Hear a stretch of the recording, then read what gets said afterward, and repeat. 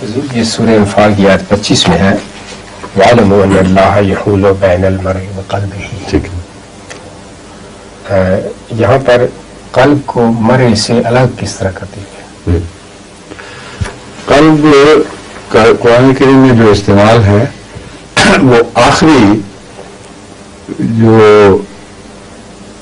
قوت ادراک ہے اس کے لیے ہے، اور برین کے مقابل پر جسے انگریزی میں مائنڈ کہتے ہیں، اور یہ ویسے سائنسدانوں میں چلتی ہیں کہ مائنڈ کیا ہے، کیا برین ہی کا دوسرا نام ہے، یہ الگ ایک حیثیت ہے.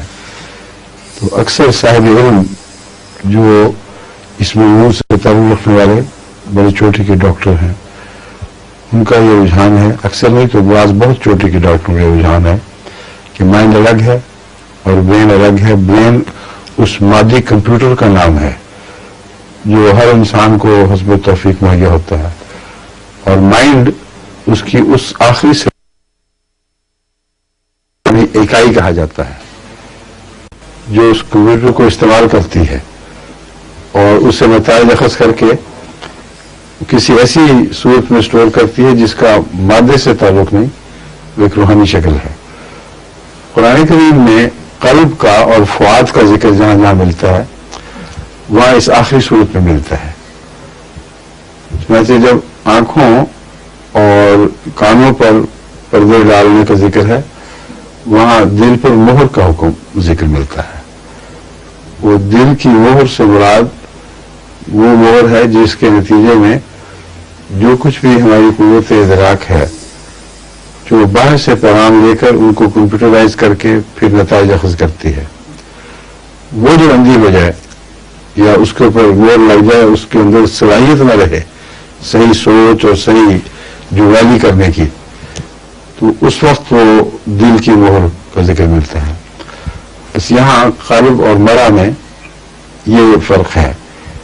مرا انسان کی اس انسان کو کہا گیا جس کی ساری انسانی صورت ایک آئیڈینٹی کے طور پر موجود ہوتی ہے، اور قلب اس آخری نقطہ ادراک کو کہا گیا ہے جس سے آگے پھر انسانی زندگی پر روح کی حکومت قائم ہوتی ہے.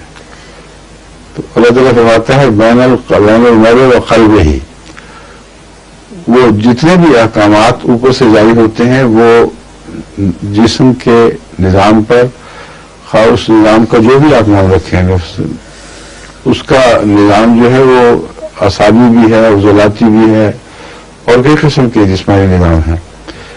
ان سب کا آخری حکم کا مرکز وہ قلب ہے.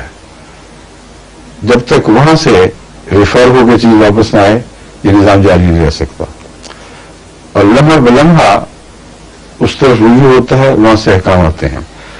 اس لیے جو وہاں بیٹھا ہو وہ انسان کے کسی حصے بھی غافل نہیں ہے. جو ان دونوں کے درمیان مانیٹر کر رہا ہو، حائل ہو جائے، ناممکن ہے کہ انسان کا کوئی بھی عمل، کوئی بھی نیت، کوئی حرکت، کوئی سکون ایسی ہے جو اس کی مدد سے باہر رہے.